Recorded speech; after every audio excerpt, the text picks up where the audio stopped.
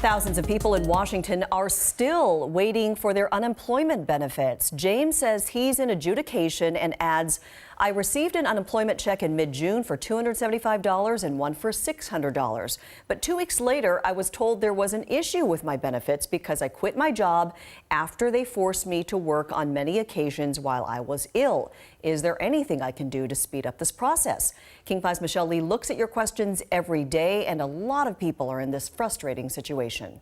People have been stuck in this process, hung up with unemployment for several months now, and one group says the ESD is actually violating due process. And this group is the Unemployment Law Project. It is a nonprofit that helps people with their appeals, and they say every week they get hundreds of phone calls. The group claims about 30,000 people are either stuck in adjudication, have pending issues, or have asked for an appeal hearing and have not received one, which the group says is a violation of due process.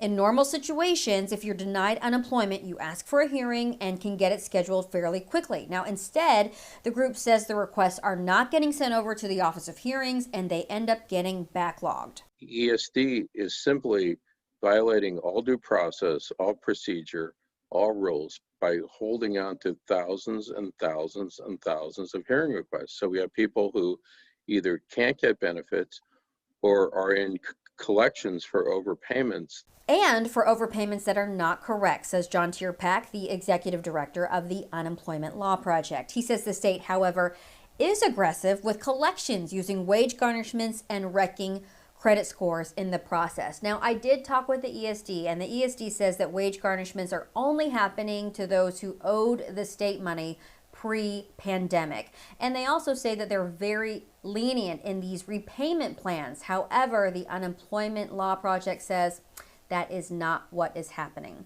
It is your money, your future. I'm Michelle Lee. Back to you. Thanks, Michelle. If you're having unemployment issues or you've got a money question, send them to us. You can email money@king5.com.